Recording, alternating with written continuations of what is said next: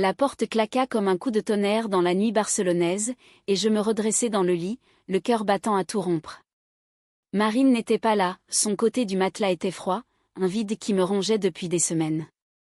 Puis, dans l'ombre, une silhouette se matérialisa, murmurant d'une voix rauque et familière, « Noémie, mon amour, pardonne-moi cette absence, je suis revenue pour toi. » Je tendis la main, tremblante, et touchai sa joue douce, tiède, imprégnée de ce parfum de jasmin que Marine affectionnait tant.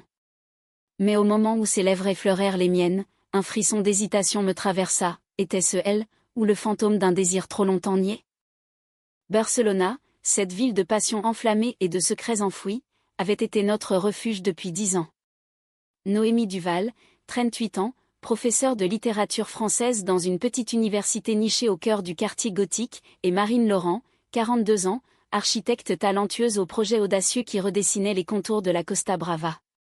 Nous nous étions rencontrés par un hasard providentiel, lors d'une exposition sur Le Corbusier à la Fondation Joan Miró, où nos regards s'étaient croisés au-dessus d'une maquette de béton brut.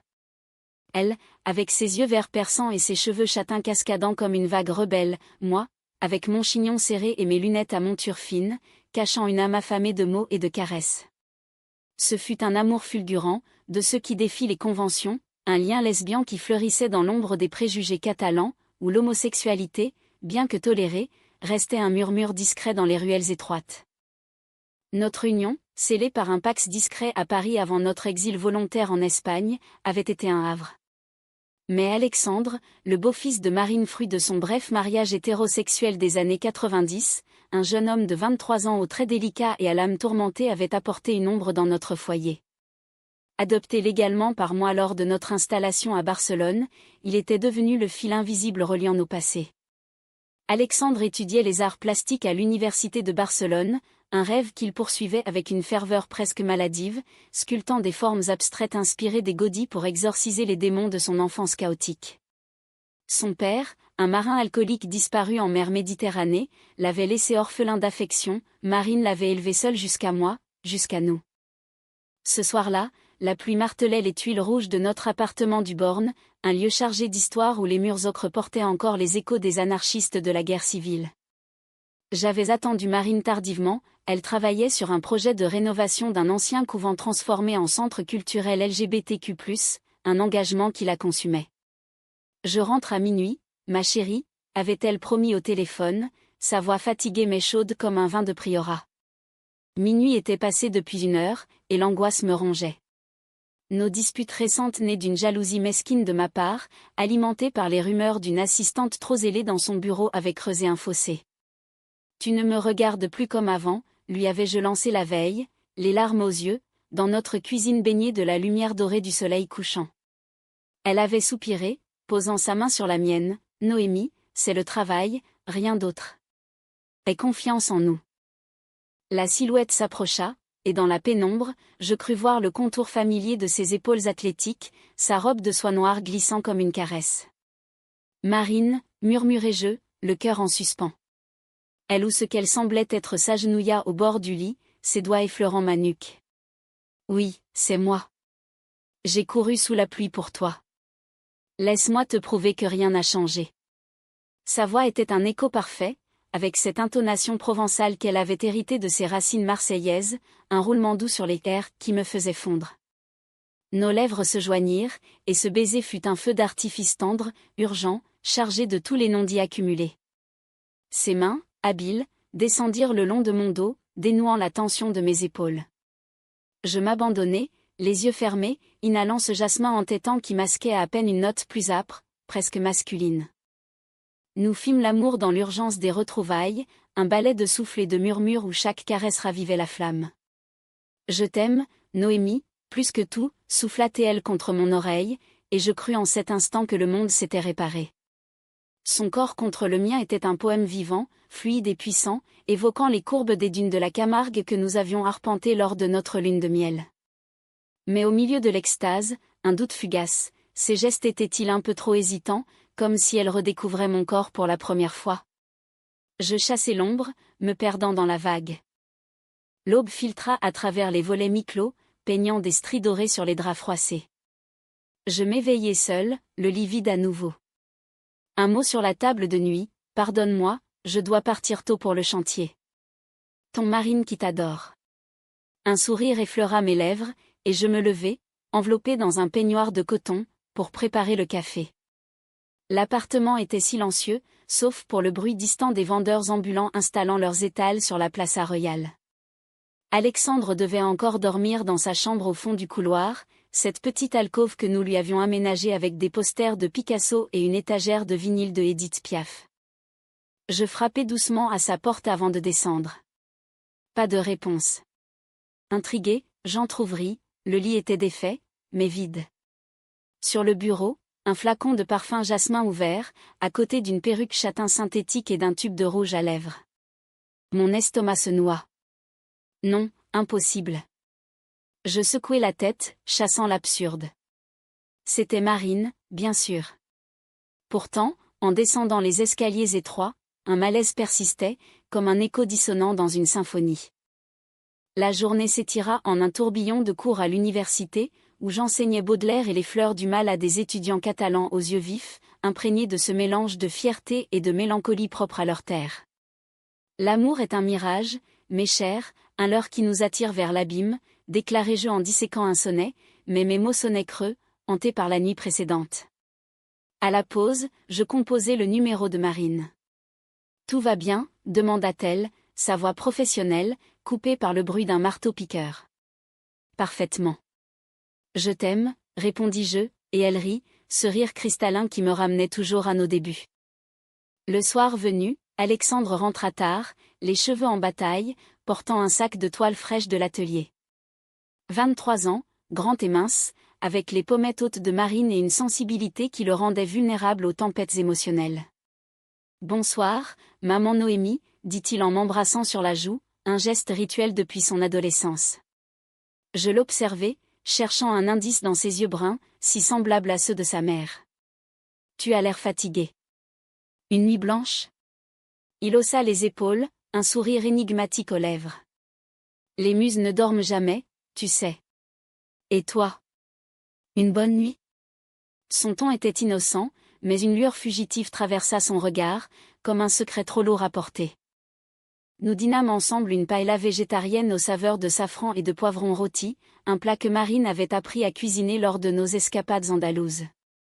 Alexandre parla de son projet, une sculpture inspirée de la Sagrada Familia, un entrelac de corps nus entrelacés symbolisant l'union sacrée. Comme vous deux, ajouta-t-il, et je rougis, touché. Pourtant, sous la table, mes doigts pianotaient nerveusement. Était-ce lui, la nuit dernière? L'idée était monstrueuse, un tabou qui effleurait les limites de notre famille recomposée. Non, Alexandre m'aimait comme un fils, il était notre ancre, le pont entre nos deux mondes. Marine rentra à 20h, trempée par une averse soudaine, son sac à dos dégoulinant sur le carrelage. Elle m'embrassa avec fougue, ses lèvres froides contrastant avec la chaleur de son corps. Tu m'as manqué, murmura-t-elle, et nous rîmes en nous séchant mutuellement, un rituel domestique teinté d'érotisme. Alexandre nous observa depuis le salon, un verre de sangria à la main, son expression indéchiffrable. Plus tard, au lit, Marine s'endormit vite, épuisée, son bras jeté en travers de ma taille. Je veillais, les yeux fixés au plafond craquelé, où des ombres dansaient comme des fantômes. Les jours suivants furent un tourbillon de normalité apparente. Marine et moi retrouvâmes une intimité volée, des promenades main dans la main le long de la Barceloneta, où les vagues méditerranéennes léchaient les pieds des amoureux, des dîners aux chandelles dans des bodegas cachés du Raval, où le flamenco pleurait ses complaintes gitanes. Nous sommes plus fortes que les tempêtes, me dit-elle un soir, sous un ciel étoilé, ses doigts entremêlés aux miens. Pourtant, la nuit de l'imitation hantait mes rêves ou était-ce une réalité? Je n'osais interroger ni l'une ni l'autre. Un matin, en fouillant par inadvertance dans le linge sale d'Alexandre cherchant une chemise pour la laver, je tombai sur une robe de soie noire, froissée, imprégnée de jasmin. Mon sang se glaça.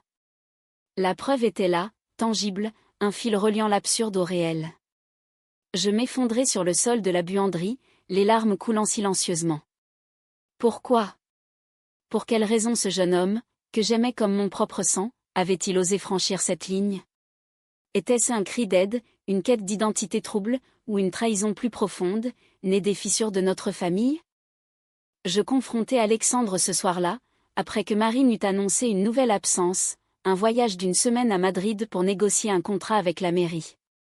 Prends soin de lui, m'avait-elle dit en m'embrassant à l'aéroport, ses yeux verts brillants d'une promesse. Et de nous? Le train l'emporta vers le nord, laissant un vide que la ville, avec son tumulte incessant, ne parvenait pas à combler. Alexandre était dans son atelier improvisé, une table encombrée de plâtre et d'argile, modelant une forme vague évoquant deux silhouettes enlacées. La lumière du soleil couchant filtrait par la fenêtre, teignant ses cheveux d'un halo cuivré. « Maman Noémie », dit-il en se redressant, surpris par mon entrée abrupte. Je brandis la robe, tremblante. « Explique-moi ça. Explique-moi la nuit dernière. » Son visage pâlit, un masque de culpabilité se fissurant comme l'argile sous ses doigts. Il s'assit, les épaules voûtées, et les mots jaillirent en un torrent, un aveu brut, dénué de phare. Je voulais te rendre heureuse. Maman Marine est si distante ces temps-ci, avec son travail, ses doutes. Elle m'a confié qu'elle avait peur de te perdre, qu'elle se sentait inadéquate. J'ai entendu vos disputes, vu tes larmes. Alors, j'ai pensé. Si je pouvais être elle, juste pour une nuit, te donner ce dont tu manquais. Sa voix se brisa, et il baissa les yeux, les joues en feu. C'était stupide, égoïste. Mais j'ai réussi, n'est-ce pas? Tu as souri ce matin-là. Mon cœur se serra, un mélange de rage et de pitié. Alexandre, ce garçon sensible aux blessures invisibles, avait puisé dans son propre chaos pour penser le nôtre. Enfant, il avait grandi dans l'ombre d'un père absent et d'une mère déchirée entre ses amours d'abord hétéros, puis homo, un coming-out tardif qui l'avait marqué au fer rouge. « Tu es mon fils, Alexandre », dis-je enfin, posant la robe sur la table comme une offrande funèbre. Pas un substitut. Jamais. Nous pleurâmes ensemble, un duo improbable sous le poids des silences familiaux, et je l'étreignis, sentant sa fragilité comme un écho de la mienne. Les jours sans Marine furent une trêve étrange. Alexandre et moi nous rapprochâmes, partageant des confidences au fil de promenades vespérales dans le parc de la Ciutadella, où les palmiers centenaires bruissaient des secrets des amants. Il me parla de ses luttes, l'identité fluide qui le tourmentait, un questionnement sur le genre qui le poussait vers des performances artistiques provocantes. « Je ne suis pas comme les autres garçons », avoua-t-il un soir, assis sur un banc face au lac artificiel. « Parfois, je me sens femme, parfois ni l'un ni l'autre. » Imitiez maman. C'était une façon d'explorer ça, et de vous protéger. Je l'écoutais, le cœur ouvert, réalisant que notre famille était un kaléidoscope de genre et de désir, un tableau vivant à la manière de ces peintres catalans que nous admirions. Pourtant, l'absence de Marine creusait un vide plus profond. Ses appels étaient brefs, hachés par le bruit des chantiers madrilènes. « Tout va bien ?» demandait-elle, et je mentais, « Oui, nous t'attendons. » Mais au fond de moi, la graine du doute germait. Était-ce vraiment le travail, ou cette assistante, Elena, dont les messages anodins, « Merci pour le café, Marine » s'affichaient parfois sur son téléphone laissé sur la table? La jalousie, ce poison lent, s'insinuait, ravivant nos anciennes blessures. Noémie, l'intellectuelle rationnelle, se muait en une amante possessive, hantée par le spectre de la trahison. Le soir du 4e jour, un appel nocturne brisa le silence. C'était Marine, la voix altérée, « Noémie, il y a eu un accident sur le chantier. Rien de grave, mais je dois rester. Je t'aime. » Elle raccrocha vite, et je restai figé, le combiné contre l'oreille, imaginant le pire. Alexandre, alerté par mon cri étouffé, accourut. « Qu'est-ce qui se passe ?» Je lui racontai, et il pâlit. « Attends, je sais quelque chose. Maman m'a écrit hier, elle doute de nous, de tout. Elena. Elle est plus qu'une collègue. » Les mots tombèrent comme une lame, tranchant net l'illusion d'harmonie. La révélation fut un séisme. Marine, ma Marine, celle qui avait juré fidélité sous les étoiles de la Costa Brava, avait cédé à une tentation passagère? Non, pas passagère. Les indices s'accumulaient dans ma mémoire, les nuits tardives, les parfums étrangers sur son col, les regards fuyants. Alexandre, rongé par la culpabilité, avoue avoir vu un message, « Rejoins-moi ce soir, après le dîner. » Baiser, j'éclatai en sanglots, un flot de douleur brute qui inonda le salon. Comment a-t-elle pu? Après tout ce que nous avons traversé? Alexandre me serra contre lui, maladroit mais sincère. Elle t'aime encore. C'est la peur qui parle. Cette nuit-là, je ne dormis pas assise à la fenêtre, contemplant les lumières vacillantes de la Sagrada Familia au loin, cette basilique inachevée comme notre amour, je revis le fil de notre histoire. Notre rencontre à Miro, elle, en pantalon large et chemise blanche, dessinant des esquisses folles, moi, absorbé par un catalogue, nos mains se frôlant accidentellement. Le premier baiser, volé dans les jardins du Montjuic, sous un ciel indigo où les grillons chantaient une sérénade. Le jour où Alexandre nous avait surpris enlacés et avait pleuré de joie, vous êtes ma famille. Et maintenant, cette fissure, béante, menaçant d'engloutir tout. Le lendemain, Alexandre insista pour que nous allions la chercher. Un voyage à Madrid, pour confronter la vérité. Ensemble. J'hésitais, mais sa détermination, cette même flamme qui l'avait poussé à l'imitation, me toucha. Nous prîmes le train à grande vitesse, filant à travers les paysages arides de la Castille, où les châteaux médiévaux veillaient comme des sentinelles muettes. Dans le wagon-restaurant, sur fond de musique flamenco diffusée par les haut-parleurs, nous parlâmes sans phare. Mon imitation. C'était aussi pour moi, confia-t-il. Ressentir ce que c'est d'être désiré comme une femme, comme maman. Mais maintenant, je veux juste vous aider à guérir. Madrid nous accueillit avec son aridité fiévreuse, ses plazas animés où les fontaines chantaient des romances oubliées. Nous descendîmes à l'hôtel près de la Puerta del Sol, un établissement modeste aux murs tapissés de photos jaunies de la movida madrilena, cette époque libertaire des années 80 qui avait libéré tant d'âmes queer. Marine nous avait donné l'adresse du chantier, un ancien théâtre reconverti, Plaza de las Comedias.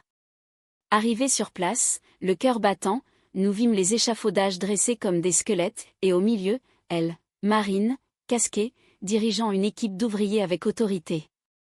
À ses côtés, Elena, une femme d'une trentaine d'années, aux cheveux roux flamboyants et au sourire conquérant. Le choc fut électrique. Marine nous aperçut et pâlit, laissant tomber son plan. Noémie? Alexandre? Que? Je m'avançai, la voix tremblante, la vérité, Marine. Dis-moi la vérité. Elena s'éclipsa discrètement, mais le mal était fait. Dans un café adjacent, sous les yeux indifférents des passants, Marine craqua. C'était une erreur, un moment de faiblesse. Elena m'a approché, flatté mon ego fatigué. Mais je n'ai pas couché avec elle. Pas vraiment. C'était une danse, un flirt idiot pour me sentir vivante. Toi, Noémie, tu es ma vie. Ses larmes coulaient, et elle tendit la main, mais je reculai, blessé au vif. Alexandre intervint, sa voix ferme, « Maman, tu as trahi Noémie. Et moi, j'ai trahi en essayant de réparer. Nous sommes tous coupables. » La confrontation dura des heures, un ouragan d'émotions où les reproches alternaient avec les souvenirs tendres. Marine avoua sa peur, la quarantaine approchant, les projets qui l'éloignaient, la crainte de ne plus être désirable. « Je me suis sentie invisible dans tes yeux, » murmura-t-elle. « Et moi, c'est toi qui t'éloignais. » Le cercle vicieux de l'amour, impitoyable. Cette nuit madrilène fut un purgatoire. De retour à l'hôtel, Marine et moi partageâmes un lit king size, mais un gouffre nous séparait. Alexandre, dans la chambre voisine, sculpta tard dans la nuit, son marteau résonnant comme un cœur affolé. Au petit matin, un geste fragile, Marine glissa sa main dans la mienne. « Pardonne-moi. Ou pars, si tu le dois. Mais sache que je t'aime, d'un amour qui transcende les erreurs. » Je pleurai, et nous nous embrassâmes, un baiser salé, chargé de promesses brisées et renaissantes. Le retour à Barcelone fut un voyage intérieur, un pèlerinage vers les racines de notre lien.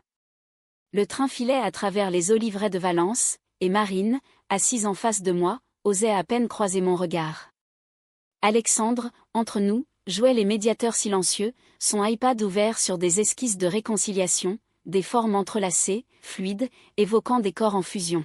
« L'art guérit, dit-il simplement, et je hochai la tête, reconnaissante pour ce fils improbable qui avait osé l'impensable. De retour dans notre appartement du Born, la vie reprit son cours chaotique, mais avec une urgence nouvelle. Marine annula ses réunions superflues, insistant pour des dîners en trio où nous parlions sans filtre des désirs inavoués, des peurs enfouies. J'ai eu tort de chercher ailleurs ce que nous avions ici, confia-t-elle un soir, ses yeux verts plongeant dans les miens comme des lacs profonds. Je la crus, ou du moins, je choisis de croire en nous. Notre intimité renaquit, plus mature, imprégnée d'une tendresse conquérante, des nuits où nos corps redécouvraient les cartes oubliées de l'autre, sous les draps imprégnés de sel marin et de jasmin authentique. Pourtant, le doute persistait, un verre tapi dans le fruit. Elena envoya un message poli, professionnel que Marine me montra sans hésiter, « Merci pour le projet. Bonne continuation. » Je hochai la tête, mais intérieurement, la jalousie couvait. Et Alexandre ? Son imitation avait ouvert une brèche dans notre dynamique familiale. Il se confia davantage, explorant son identité non-binaire lors de sessions avec un thérapeute queer du centre communautaire de l'Exemple. « Je ne suis pas un imposteur », me dit-il un après-midi, alors que nous peignions une fresque murale dans son atelier, un motif de vagues et de cœurs entremêlés. « J'ai juste voulu être vue, comme vous l'êtes l'une pour l'autre. » La ville, complice, nous enveloppait de son romantisme dramatique. Barcelone, avec ses mosaïques gaudiens et ses ruelles parfumées au romarin, semblait conspirer pour notre rédemption. Nous assistâmes à une représentation de « Lévique de Lorca » au titre grec, une pièce sur l'amour interdit où les héroïnes, deux femmes dans l'Espagne franquiste, défiaient le destin. Marine serra ma main pendant les applaudissements, ses larmes coulant en silence. C'est nous, Noémie. Contre vent et marée. Plus tard, sur la colline de Montjuic, sous un ciel crépusculaire où les étoiles naissaient une à une, nous fîmes l'amour dans l'herbe douce, un acte de réaffirmation sauvage et poétique, loin des regards, au rythme des cigales. Mais le Cao guettait, tapi dans l'ombre. Une semaine plus tard, lors d'une exposition d'Alexandre à la Galerie d'art du Peuple Sec, un espace intimiste aux murs blancs où ses sculptures de corps hybrides attiraient une foule cosmopolite, le drame éclata. Parmi les invités, Elena surgit, invitée par un collègue, son sourire éclatant comme une provocation. Marine blêmit, et je sentis la bile monter. « Qu'est-ce qu'elle fait ici ?» sifflai-je. Alexandre, nerveux en costume ajusté, nous entraîna dans une arrière-salle. « C'est ma faute. Je l'ai contactée pour l'expo, pensant que ça aiderait maman à clore le chapitre. Une bêtise. » Elena s'approcha, glace de cava en main, et le ton monta vite. « Marine, je ne voulais pas de mal. C'était un flirt, rien de plus. » Mais Marine, piquée au vif, explosa. « Un flirt ? Tu as su que j'étais mariée, engagée. Tu as joué avec nos vies. » Les mots fusèrent, aigres, et la galerie se tut, les regards curieux braqués sur nous. Je m'interposai, la voix chevrotante, « Assez. Elena, partez. Marine, nous rentrons. » Dehors, sous la pluie torrentielle qui s'abattait comme une punition divine, Marine s'effondra contre un mur, sanglotant. « Je suis une idiote, Noémie. J'ai tout gâché. » Alexandre, trempé jusqu'aux os, nous héla un taxi. Dans la voiture confinée, l'atmosphère était électrique, un mélange de fureur et de vulnérabilité. « C'est ma faute à moi aussi », murmura-t-il. Mon imitation a révélé nos failles. J'ai voulu réparer, mais j'ai creusé le fossé. Marine le serra contre elle, et pour la première fois, je vis en lui non un fils, mais un miroir de nos tourments, tous trois, prisonniers d'un amour trop humain, trop imparfait. Cette nuit-là, la crise culmina en une confession collective. Assis en cercle sur le tapis persan du salon, éclairé par une unique lampe tamisée, nous déballâmes nos âmes. Marine admit la trahison, non pas un adultère physique, mais émotionnel, ces soirées où Elena l'avait fait se sentir jeune, désirée, loin de nos routines. « J'avais peur de vieillir, de ne plus t'exciter », avoua-t-elle, les yeux rivés aux miens. Je ripostai, la gorge nouée, et moi, j'avais peur de te perdre dans tes ambitions. Ton silence me tuait. Alexandre, les larmes aux yeux, ajouta, « J'ai imité maman parce que je vous envie. Votre amour est si pur, si courageux. Le mien. Je ne sais même pas qui je suis. » Les mots libérèrent un flot, rire mêlé à des pleurs, des embrassades maladroites. Marine me prit dans ses bras, et notre baiser fut un serment salé, urgent, imprégné de la pluie barcelonaise. « Je te choisis, tous les jours », murmura-t-elle. Alexandre nous observa, un sourire timide aux lèvres, « Vous êtes mon modèle. » Pour la première fois, je vis notre famille non comme une mosaïque fissurée, mais comme un vitrail recomposé, où chaque éclat contribuait à la lumière. Pourtant, la guérison n'était pas linéaire. Les jours suivants, des tensions résiduelles surgissaient, un regard fuyant de Marine, une question acerbe de ma part. Alexandre, dans son exploration identitaire, expérimenta des tenues androgynes lors de nos sorties, provoquant des murmures dans les marchés du Mercat de San Giuseppe. « Laisse-les parler », me dit-il un matin, enfilant une jupe fluide sur son jean. C'est ma façon de renaître. Je l'admirais pour sa bravoure, un écho de celle qui nous avait unis, Marine et moi, dans un monde encore arc-bouté sur les normes. Un événement pivotal survint lors de la Festa Major de Gracia, cette explosion de créativité où les rues se muent en théâtre géant. Notre quartier s'animait de décors faits main, dragons de papier mâché, fontaines de vin rosé, et des bals improvisés où les corps dansaient sans entrave. Nous y allâmes en trio, déguisés en personnages de Carmen, Marine en torero fier, moi en cigaretteuse sensuelle, Alexandre en matador ambigu, mi-homme mi-femme. La musique gitane pulsait, et sous les guirlandes lumineuses, nous dansâmes jusqu'à l'aube, nos rires couvrant les ombres du passé. Là, au milieu de la foule en liesse, Marine me confia un secret, je suis enceinte. Pas biologiquement, bien sûr, mais nous pourrions adopter. Ensemble. Élargir notre famille. Les mots me frappèrent comme une révélation. Après les trahisons, une renaissance ?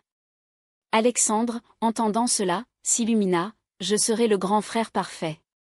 Ce fut un moment de grâce, un pivot où le drame céda à l'espoir, teinté de cette humanité française ou catalane, qui célèbre les failles comme des beautés. Mais le destin, capricieux, réservait encore un coup. Une lettre arriva d'Helena, non une menace, mais une confession. J'ai aimé Marine, mais j'ai compris trop tard que son cœur était ailleurs. Pardonnez-moi. Et bravo pour votre force.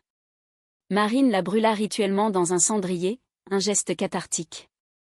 Fini, cette ombre, déclara-t-elle. Pourtant, en moi, une cicatrice persistait, rappelant que l'amour, comme la Méditerranée, est tour à tour calme et orageuse. L'automne enveloppa Barcelone d'un manteau ocre, où les feuilles des platanes de la Rambla jonchaient le sol comme des confettis mélancoliques. Notre vie, après le tourbillon, s'apaisa en un rythme nouveau, imprégné de gratitude et de vigilance. Marine lança son projet du couvent LGBTQ+, avec une ferveur renouvelée, transformant l'édifice en un sanctuaire de mémoire, atelier d'écriture pour jeunes queers, exposition sur les lesbiennes de la résistance française, et des soirées poésie où les mots de Verlaine et de Sappho se mêlaient aux accents catalans. C'est pour nous, pour eux, me dit-elle lors de l'inauguration, sa main dans la mienne devant une foule applaudissante. Alexandre exposa une sculpture centrale, deux figures féminines enlacées, fondant en une forme androgyne un hommage à notre résilience. Moi, Noémie, je repris mes cours avec une passion ravivée, intégrant des textes sur l'amour saphique dans mon programme. L'homosexualité n'est pas une anomalie, mais une variation divine, enseignai-je, inspirée par nos épreuves. Les étudiants, fascinés, posaient des questions crues, et si l'amour trahit ? Je souriais, il renaît, plus fort. En privé, je écrivais un journal intime devenu roman, où notre histoire se muait en fiction romanesque, à la Colette, avec ses tourments sensuels et ses réconciliations poignantes. Alexandre fleurit, assumant son identité fluide lors d'un atelier de performance au centre culturel. Vêtu d'une robe vaporeuse sur un torse nu, il récita un monologue sur l'imitation, « J'ai été elle pour la sauver, mais j'ai sauvé nous tous ». La salle ovationna, et Marine, en larmes, le serra dans ses bras, « Mon fils, mon miroir ». Cette soirée marqua un tournant, plus de secrets, seulement une transparence vulnérable, comme les verrières gothiques de la cathédrale qui laissent filtrer la lumière crue. Pourtant, un dernier conflit émergea, subtil et insidieux. Lors d'une retraite d'hiver à Sitges, une station balnéaire prisée des communautés LGBTQ+, Marine et moi nous retrouvâmes seuls, Alexandre resté à Barcelone pour un examen. La mer cantabrique, agitée, reflétait nos humeurs. Une dispute éclata autour d'un feu de camp. Tu me surveilles encore, accusa-t-elle, blessée par mon insistance sur ses horaires. Et toi, tu minimises, rétorquai-je. Les mots blessèrent, et nous nous séparâmes pour la nuit, dormant dos à dos dans notre bungalow face aux vagues. Au matin, un geste symbolique, Marine avait sculpté dans le sable une forme de nos deux corps entrelacés, couronnés d'un cœur pour Alexandre. Regarde, c'est nous, éphémères, mais éternels. Je fondis en larmes, et nous nous réconciliâmes dans les flots froids, nos corps nus scellant un pacte renouvelé. Plus de doute, jurâmes-nous, et ce fut vrai ou presque. L'amour, humain, porte toujours une ombre, mais nous apprîmes à danser avec elle. Le printemps apporta une joie inattendue, l'adoption d'une petite fille de 5 ans, Sophia, orpheline d'une famille immigrée. Une procédure ardue, semée d'embûches administratives en Espagne post-franquiste, mais notre ténacité et les soutiens du centre LGBTQ+ triompha. Sophia, aux yeux noirs pétillants et aux boucles folles, entra dans nos vies comme un rayon. Alexandre devint son protecteur farouche, lui apprenant à modeler l'argile, Marine, sa conteuse de rêves architecturaux, et moi, sa lectrice de contes lesbiens adaptés pour enfants. Maman, appelait-elle Marine et moi, un mot hybride qui nous faisait rire. La famille s'élargit, mais les racines restèrent ancrées dans le drame fondateur. Lors d'un dîner d'anniversaire pour Marine 43 ans, célébré sur la terrasse avec vue sur la mer, Alexandre leva son verre, à l'imitation qui nous a sauvés. Sans elle, nous serions restés dans le silence.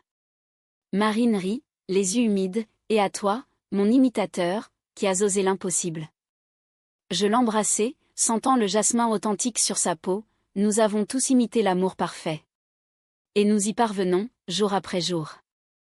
Le dénouement fut humain, non pas triomphal, mais serein. Pas de happy end hollywoodien, mais une harmonie française proustienne, peut-être, où les souvenirs douloureux enrichissent le présent. Barcelona, notre exil choisi, devint le décor d'une vie tissée de passion, des amours lesbiennes assumées, des identités fluides célébrées, des trahisons pardonnées. Sophia grandit dans cet écrin, apprenant que l'amour n'est pas linéaire, mais un labyrinthe de godilles, plein de surprises et de beauté cachée. Un soir d'été, alors que le soleil se couchait en feu sur la Méditerranée, nous marchâmes tous les 5 sur la plage de la Barceloneta Marine et moi main dans la main, Alexandre portant Sophia sur ses épaules, riant aux éclats. « Regardez les vagues » cria la petite. Et nous regardâmes, ensemble, un tableau vivant de résilience. L'imitation d'une nuit avait réussi, non pas à tromper, mais à révéler, que sous les masques, bat un cœur commun, battant au rythme d'un amour inaltérable.